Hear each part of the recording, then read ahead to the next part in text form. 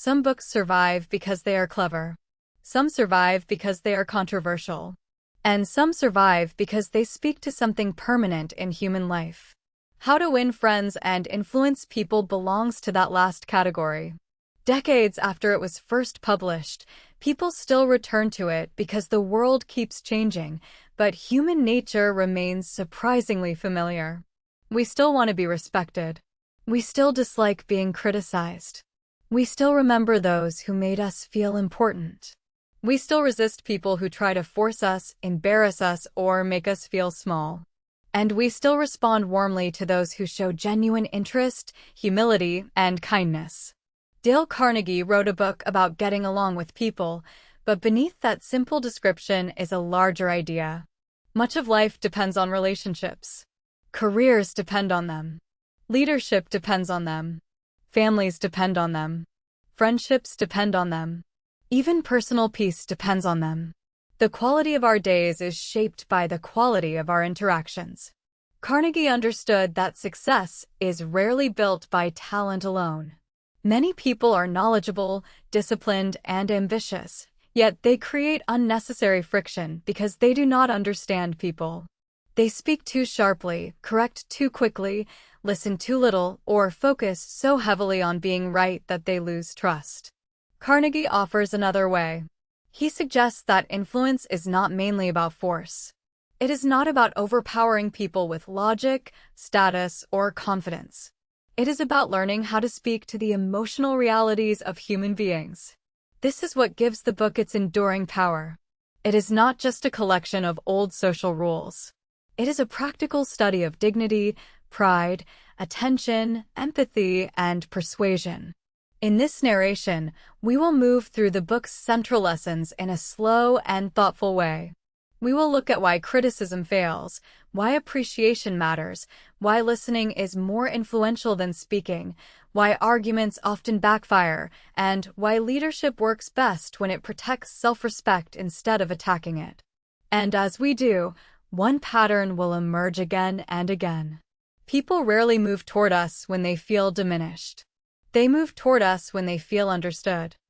At the heart of Carnegie's book is a deceptively simple observation. People want to feel important.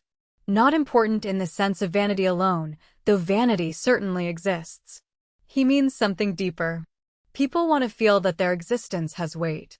They want to feel that their thoughts matter, that their efforts are noticed, that their presence counts for something. Many tensions in daily life can be traced back to this need. When people feel ignored, they become colder. When they feel dismissed, they become defensive. When they feel mocked, they resist. But when they feel valued, something opens. Cooperation becomes easier. Goodwill grows. Conversations soften. This insight helps explain why so much communication fails. We often speak as though facts alone should determine the outcome. But facts do not enter an empty room. They enter a mind already shaped by pride, insecurity, fear, memory, and desire. Carnegie asks the reader to begin there, in the emotional structure of human nature. This is not a call to become fake. It is a call to become realistic. If you want to communicate well, you have to account for what people are actually like, not just what you think they should be like. You may wish that criticism made people rational. Often it does not. You may wish that blunt honesty always produced progress. Often it produces resistance. Carnegie does not deny that truth matters. He simply argues that truth is better received when it is carried in a form people can bear. Once you understand that people want recognition, appreciation, and dignity, many of the book's famous principles begin to make sense. Remembering names is no longer a small trick. It becomes an act of personal acknowledgement. Letting others speak is no longer just conversational etiquette. It becomes a way of saying, your inner world matters. Avoiding harsh condemnation is no longer mere politeness.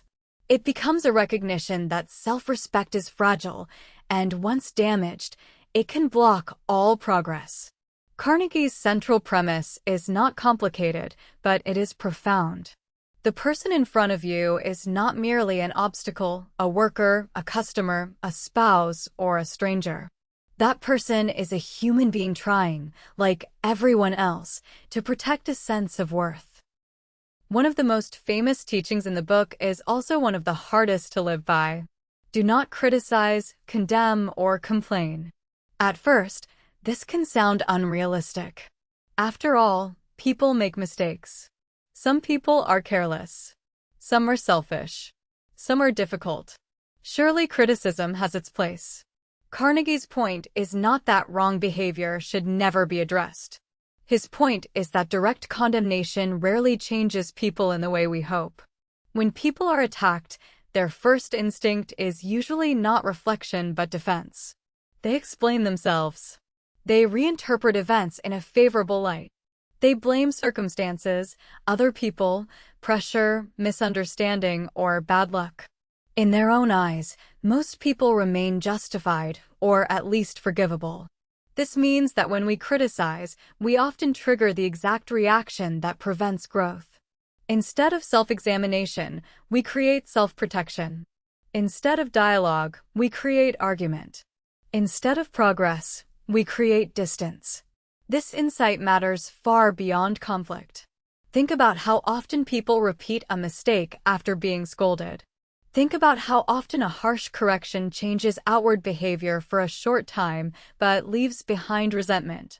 Think about how many workplace cultures become fearful and dishonest because people are punished more than they are guided. Carnegie saw that blame may offer emotional release to the critic, but it often produces very little lasting good. There is also a deeper moral intelligence in this principle. Criticism is easy because it allows us to place ourselves above the other person. Understanding is harder because it requires imagination. It asks us to consider what pressures, habits, fears, or blind spots may have led to the behavior. This does not excuse the behavior, but it changes how we respond. Carnegie wants us to replace the quick satisfaction of judgment with the harder discipline of perspective. This does not mean becoming passive. It means becoming effective. If your goal is genuine change, humiliation is usually the wrong tool. And perhaps the most challenging part of this lesson is how often it applies to ordinary life. We criticize family members for small habits. We complain about colleagues without understanding their pressure. We correct people in public when private kindness would have done more good. Carnegie asks us to pause before all of that. Before speaking, ask a quieter question. Will this make the other person more open or more defended? That question alone can transform the way we deal with people. If criticism weakens relationships, what strengthens them? Carnegie's answer is honest appreciation. This is not flattery. He is careful about that distinction. Flattery is manipulative because it is insincere. It says pleasant things in order to gain advantage. Honest appreciation is different. It begins in attention. You notice something real in another person, something admirable, valuable, or effortful, and you acknowledge it sincerely. That act can be surprisingly powerful because people are often starved for genuine recognition. Many work hard without being noticed. Many try to do right without hearing that it mattered. Many give loyalty, patience, effort, or care and receive silence in return. Carnegie understood that appreciation is not a decorative extra in relationships. It is nourishment.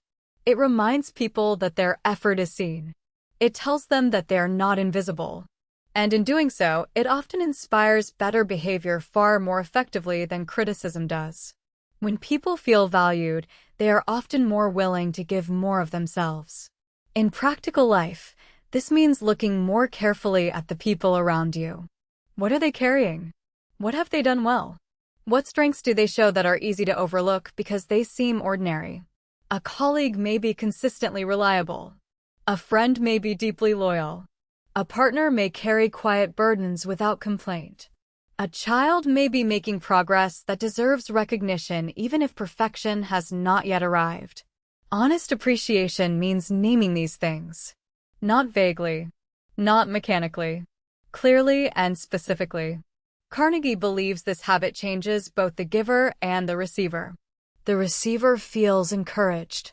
The giver becomes less self-absorbed and more observant. And there is another subtle truth here. People do not only need correction. They need confirmation of what is good in them.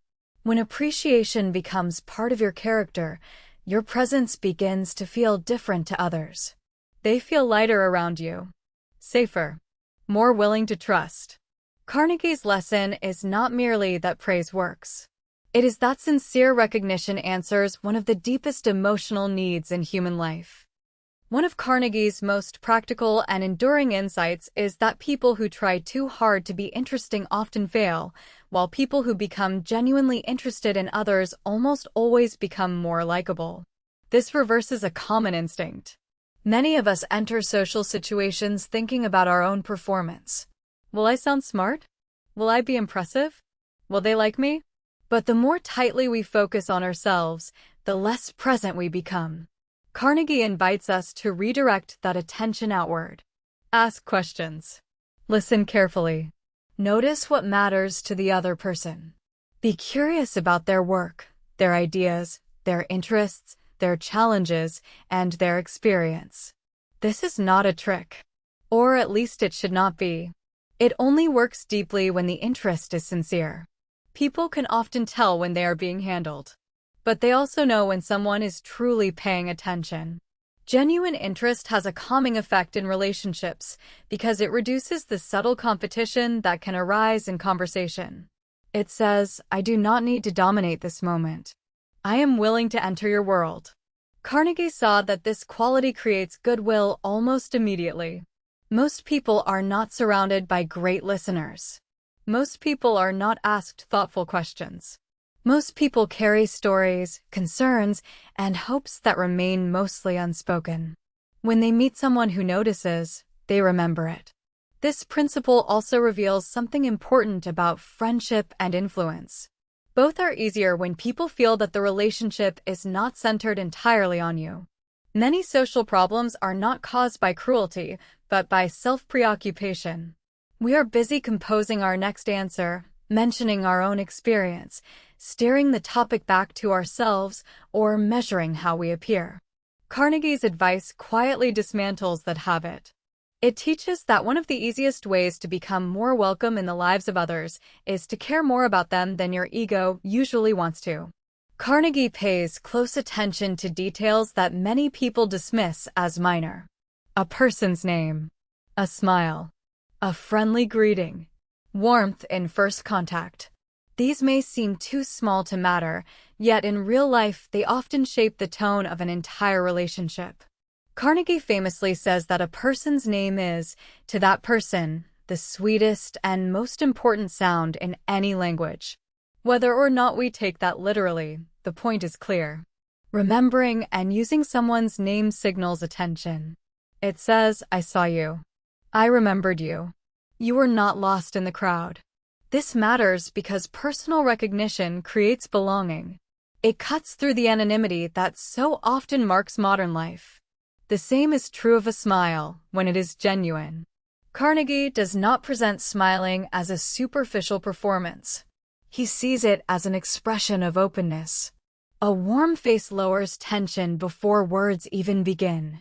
It tells the other person that they are meeting friendliness rather than threat. In both work and personal life, emotional tone matters enormously. People often decide how they feel about an interaction before they consciously evaluate the content of it. If your tone is cold, impatient, or distracted, even good ideas may be poorly received. If your tone is warm, calm, and receptive, people often become more relaxed and cooperative. This is one of the deeper lessons beneath Carnegie's practical advice.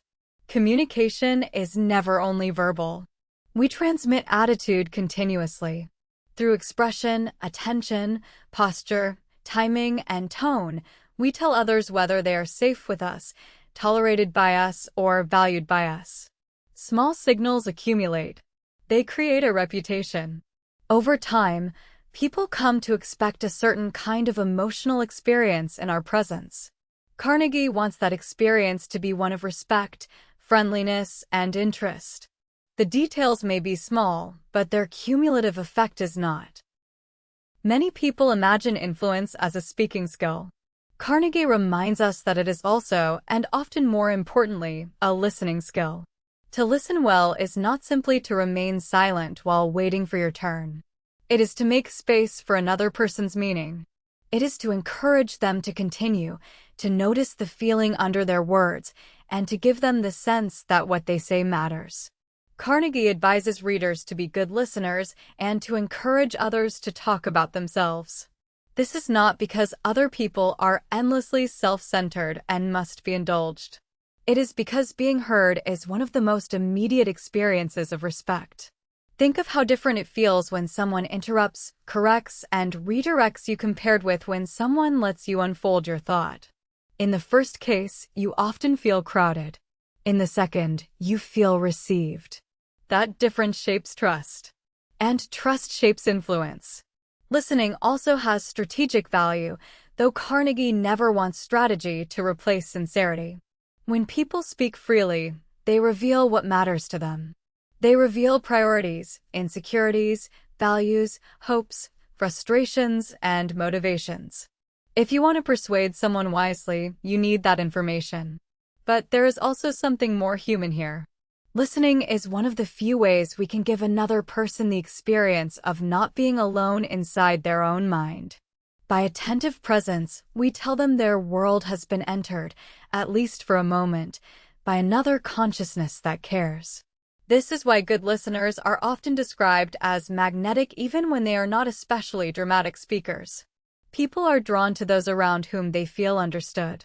Carnegie's lesson is especially valuable in a noisy world where attention is fragmented and conversation often becomes performance. To listen fully is now almost a rare generosity. It requires patience. It requires restraint. It requires us to loosen our need to be central. But the reward is significant.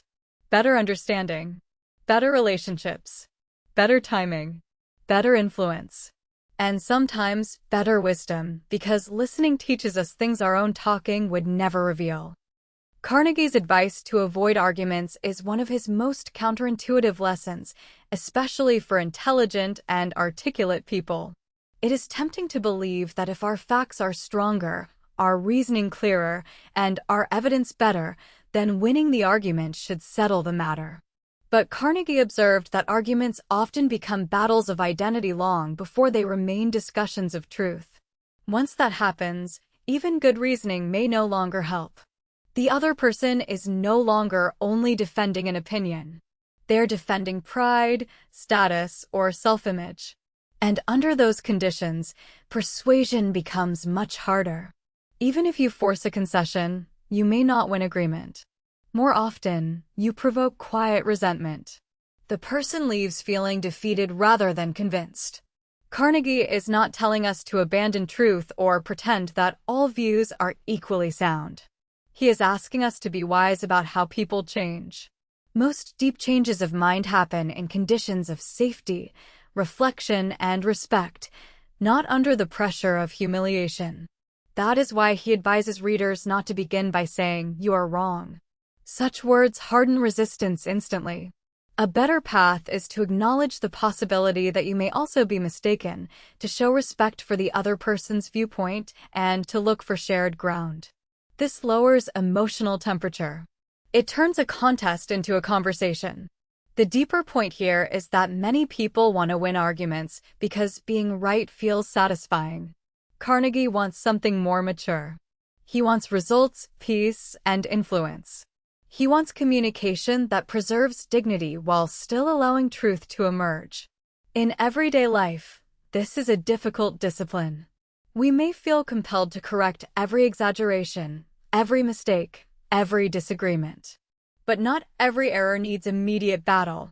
Sometimes the wiser question is not, "Can I defeat this point?" but "What outcome do I actually want here? Do I want understanding? Do I want cooperation? Do I want the relationship intact?" Carnegie reminds us that being technically right can still be practically foolish if the method of being right destroys the very thing we needed most. A striking feature of Carnegie's approach is his respect for humility. He advises that if you are wrong, admit it quickly and emphatically. This can feel uncomfortable because the ego wants delay. It wants excuses, context, self-protection, and partial blame. But Carnegie saw that honest admission often disarms conflict faster than elaborate defense ever could. When we admit fault freely, we remove the other person's need to pin us down. We show self-awareness. We show that truth matters more to us than image. And paradoxically, that often earns respect. There is quiet strength in a person who does not need to preserve an illusion of constant correctness. Such a person feels safer to others because they are not exhausting to deal with. They do not force every disagreement into a legal defense of themselves. This principle also improves self-respect. Constant self-justification distorts judgment. It keeps us from learning. It ties our identity to being right rather than to becoming wiser. Carnegie's advice loosens that knot. It says that mistakes are easier to repair when they are faced directly. There is also a social grace in this. When you admit your own errors, you make it easier for others to admit theirs. You lower the emotional cost of honesty. In families, workplaces, and friendships, this can shift an entire atmosphere. Humility is contagious in the best sense. It makes truth less threatening. Carnegie's lesson here is simple but powerful. Defensiveness often prolongs conflict. Honest admission often shortens it. And beyond strategy, it reflects maturity. The mature person is not the one who never errs. It is the one who can face error without panic. Carnegie repeatedly returns to tone. If you want someone to come with you mentally or emotionally, you must make the path feel safe enough to walk. That is why he emphasizes beginning in a friendly way. People respond to atmosphere before they respond to reasoning. A hostile opening signals danger. It prepares the other person to resist. A warm opening lowers resistance before the real issue even arrives. Carnegie also suggests beginning with points on which both people can agree. This is sometimes described as getting the other person to say yes early and often. The deeper logic is not manipulation but momentum. Agreement changes the emotional posture of a conversation. It shifts both people out of opposition and into a more cooperative rhythm. Once that happens, disagreement can be explored without becoming immediate combat. This idea matters in negotiation, leadership, parenting, and friendship. If you begin by emphasizing difference, you often activate fear and pride. If you begin by emphasizing common purpose, you create a bridge. We both want the project to succeed. We both care about the child. We both want fairness. We both want a workable solution. These points of agreement do not erase differences, but they create a foundation from which differences can be handled more constructively. Carnegie's advice here feels especially wise because many people enter difficult conversations with the unconscious goal of proving strength. But relational strength often appears in the opposite form. It appears as calmness, friendliness, and steadiness. It appears as a refusal to inflame. The person who can maintain goodwill while addressing difficult matters is often far more persuasive than the person who begins with force. Carnegie's principle is therefore both strategic and ethical. Start in a way that preserves the possibility of trust. One of the most subtle lessons in the book is that people are more committed to ideas they help arrive at.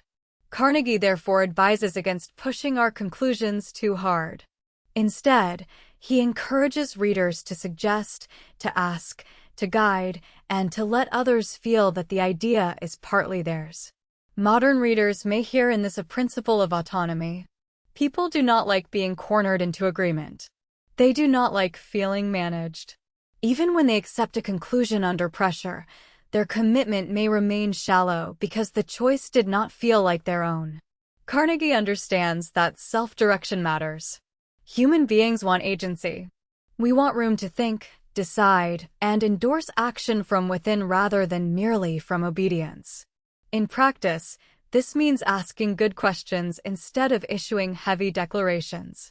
It means presenting facts in a way that allows reflection. It means resisting the ego's urge to display how clever our solution is.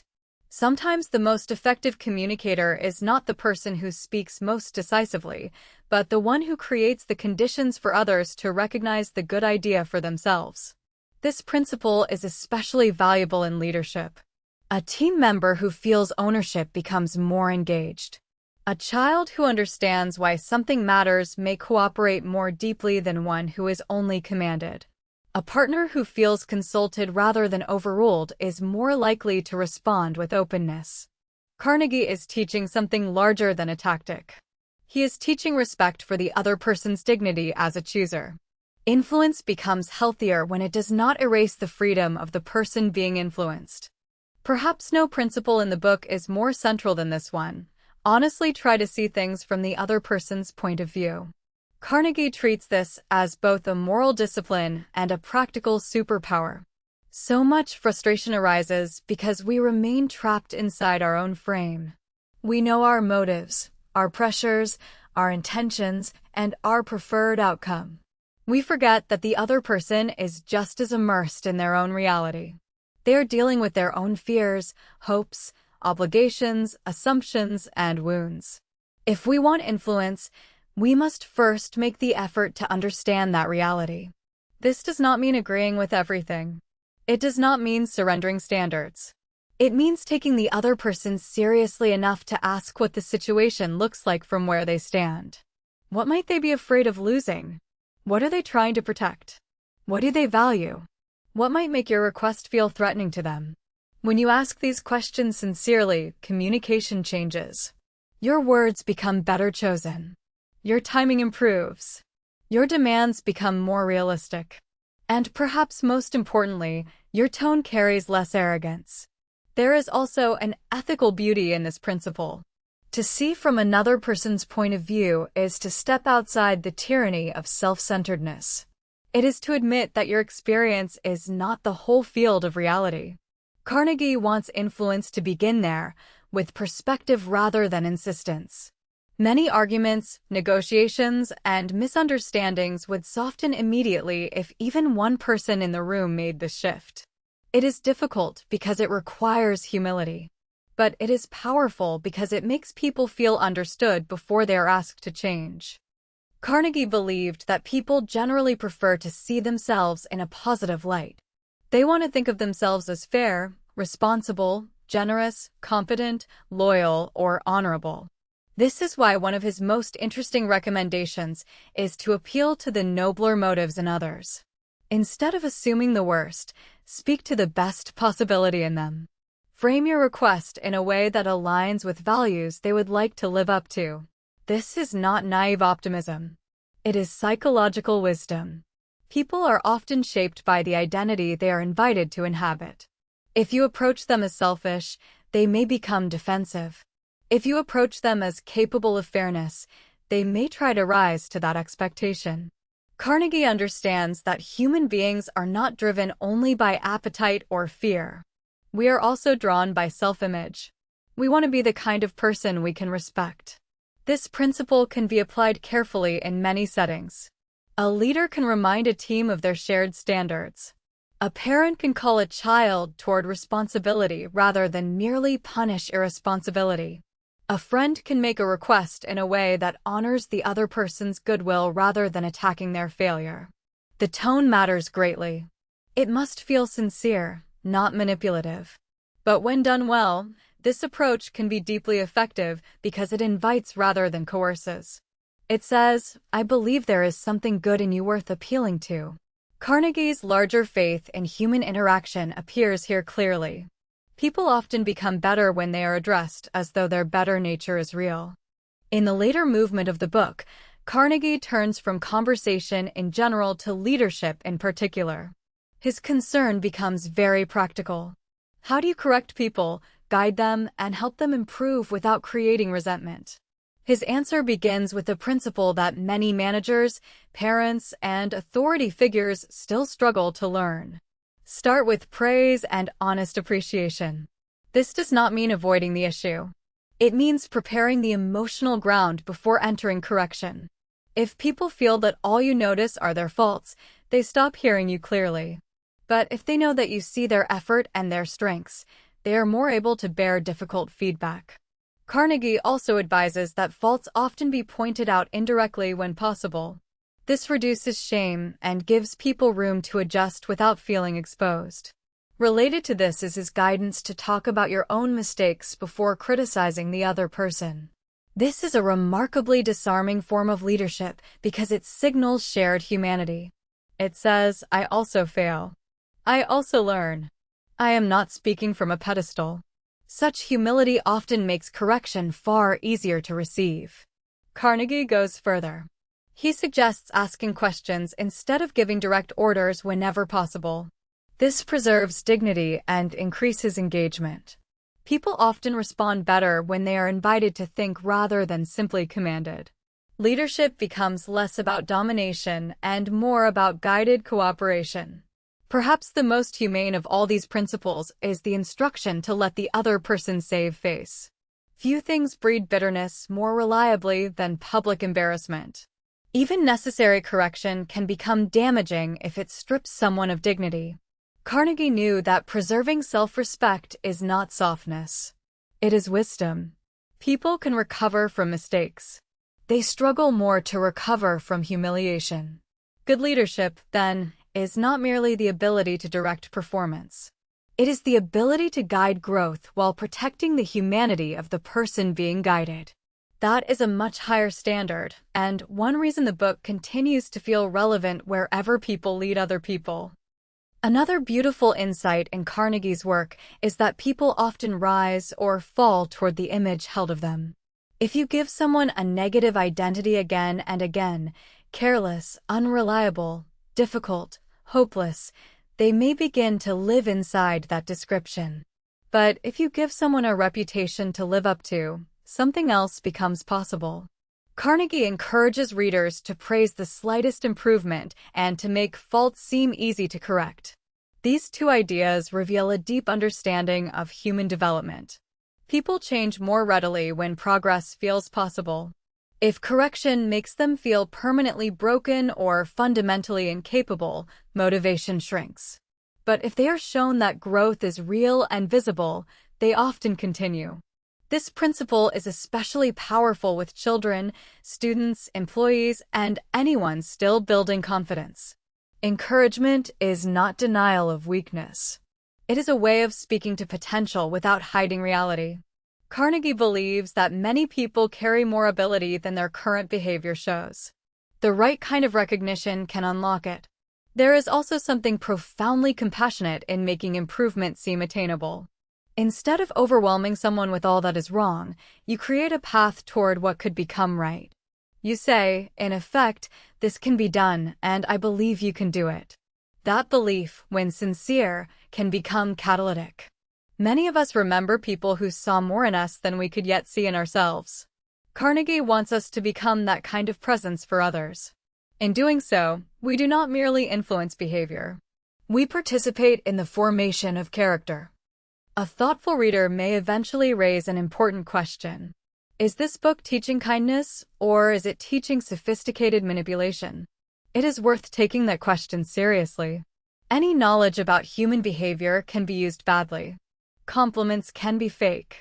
Listening can be strategic in the narrowest sense. Agreement can be staged. Empathy can be imitated. Carnegie's principles, if emptied of sincerity, can become techniques for getting what one wants without genuine care for others. That danger is real. But the best reading of the book points in another direction. Again and again, Carnegie insists on sincerity. He warns against flattery. He distinguishes genuine appreciation from false praise. He emphasizes truly seeing from another person's point of view. These are not merely external tactics. They require inner work. They require less vanity, less impatience, less self-importance. In that sense, the book is not ultimately a manual of manipulation. It is a manual of relational maturity. The problem is not the principles themselves, but the spirit in which they are applied. If you use them to extract advantage while remaining inwardly contemptuous of people, they will eventually feel hollow. But if you use them because you have accepted a difficult truth, that human beings deserve dignity and respond best to respect, then the principles become morally coherent. The book invites a kind of disciplined generosity. It teaches that effectiveness and kindness are not enemies. In fact, they often reinforce each other. This is one reason the book remains meaningful. Beneath the practical advice is a challenge of character. Can you restrain ego enough to treat people well even when it would be easier to dominate, correct, or dismiss them? That is not manipulation. That is maturity. The enduring usefulness of Carnegie's book comes from how easily its principles apply to ordinary life. In work settings, the lessons are immediate. A manager can replace public criticism with private guidance. A colleague can listen before reacting. A negotiator can begin from common purpose instead of sharp opposition. Someone leading a meeting can acknowledge contribution before raising concerns. These are not dramatic changes, yet they often alter the emotional climate of an entire workplace. In friendship, the book asks for warmth, memory, curiosity, and restraint. Remember what matters to people. Ask about the things they care about. Avoid making every conversation about yourself. Offer appreciation without waiting for a special occasion. In family life, Carnegie's ideas may be even more demanding because familiarity often loosens self-control. We interrupt those closest to us. We criticize casually. We take effort for granted. We assume understanding without showing attention. The book quietly challenges all of that. It suggests that the people nearest to us deserve no less courtesy than strangers, and perhaps more. The same principles apply inwardly as well. To follow Carnegie seriously, you must examine your own habits. Do you correct too quickly? Do you need to win too often? Do you listen with patience or with hidden impatience? Do you give appreciation freely or withhold it? Do others leave conversations with you feeling lighter, clearer, and respected, or diminished and managed? These are uncomfortable questions, but they are useful. The book's practicality lies in its demand for repetition. None of these principles matter if used once. Their power appears when they become style, habit, and character. A person who occasionally remembers a name is pleasant. A person who consistently makes others feel seen becomes unforgettable. A person who once avoids an argument is prudent. A person who habitually protects dignity becomes trusted. Carnegie's wisdom is cumulative. It works through daily choices so ordinary they are easy to ignore, yet powerful enough to reshape relationships over time. In the end, how to win friends and influence people is not really about charm in the shallow sense. It is not about clever lines, social tricks, or polished persuasion alone. It is about something quieter and more enduring.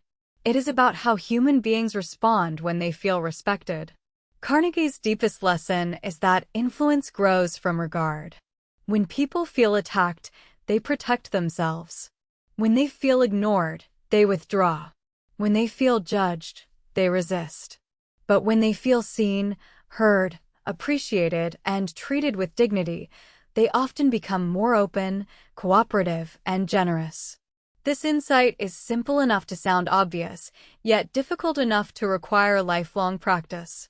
The challenge is not understanding the principle. The challenge is remembering it in moments when ego rises, when we want to prove ourselves, when we want to vent, when we want to force agreement, when we feel impatient with another person's slowness, weakness, or resistance. Carnegie asks us to meet those moments differently, with more patience, more humility, more perspective, more sincere interest, more control over the impulse to criticize.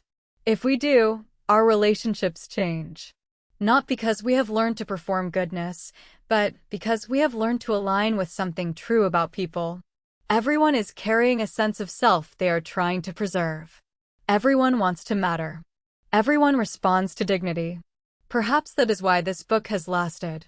It speaks to business, friendship, marriage, parenting, leadership, and everyday conversation because all of them are shaped by the same human need: to be treated as though we count.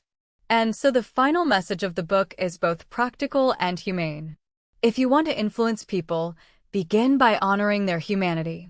If you want stronger relationships, give others the gift of feeling understood. And if you want to move through life with more grace, remember that the most lasting power is often the quiet power of making people feel valued.